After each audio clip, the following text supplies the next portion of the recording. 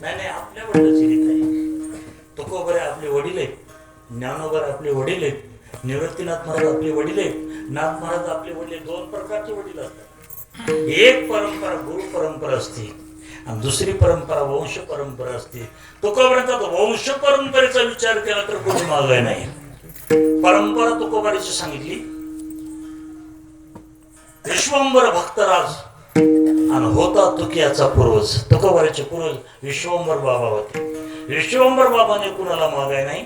त्याच्याच कुळामध्ये भोलोबा जन्मले, भोलोबानं कुणाला मागाय नाही. तुकोबारात ही परंपरा बघितली तर कुणाला मागणारी नाही.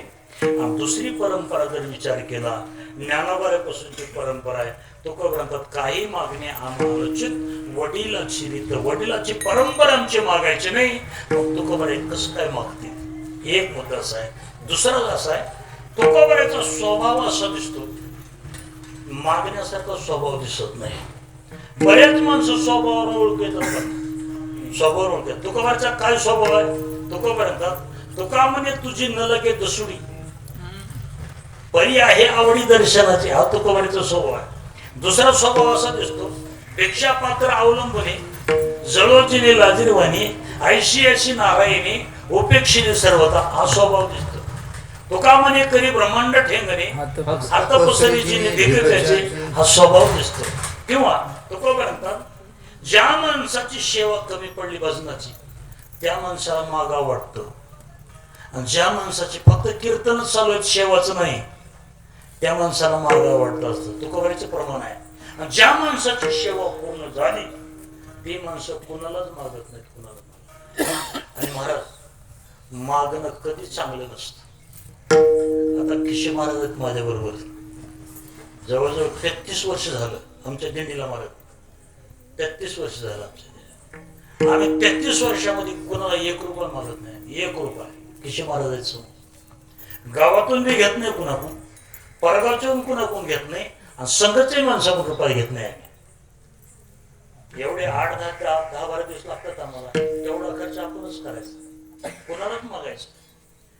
कुणाकडून जर 10 रुपये मागितले तर आपला केलेला परमार्थ 1200 वाया जात असतो. परमार्थ करत असताना तुकोबाराचा स्वभाव असा होता. तुकोबारात सेवा बहुतेक कमी पडली असेल, मागायची इच्छा होत असते. तुकोबारात मागणे ते सरी ऐशे करी देवा, नाहीतरी सेवा सांग पुढे.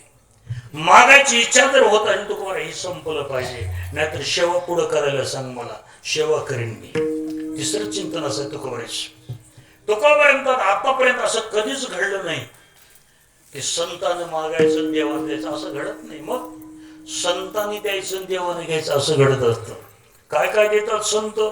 कधी वस्तू देतात, कधी क्रियेचं समर्पण करतात, आणि कधी आत्मसमर्पण करतात. 3 मुद्दे. कधी वस्तू देतात. कोणकोणत्या वस्तू देतात भक्त? आता तुमच्या सगळ्या पाठातला आहे, पत्रम, पुष्पम, फलम, तोयम. हे सगळ्याच गोष्टी भक्तांना दिल्यात आणि देवानं घेतल्यात. का देवानं दिल्या तर भक्तानं घेतलं असं घडत नाही. वस्तूचं समर्पण आहे. दुसरं समर्पण असतं क्रियेचं समर्पण. जे जे काही करीतो देवा ते ते सेवा समर्पण, हे क्रियेचं समर्पण आहे. आणि तिसरं समर्पण करतात तुकोबारात देहाचं समर्पण, जीवाचं समर्पण. तुका म्हणे प्राण तुका म्हणे जीव भाव देवा पायी घेऊन या. हे सगळं देणं आहे. अर्थात संत देतात पण घेत नाहीत. ह्याचा अर्थ असा आहे, तुकोबाराचा स्वभाव असा दिसतो, घेण्याचा नाही तर देण्याचा स्वभाव आहे. आणि तिसरं चिंतन आपल्याला असं करता येईल, तुकोबार आहे जीवन पूर्ण आहे. ज्या माणसाचं जीवन परिपूर्ण झालेलं असतं, तृप्त जीवन असतं, ते कुणापुढेच हात पसरत नाही. तुकोबाराचं जीवन तृप्त आहे. आता तृप्त कशाला म्हणायचं?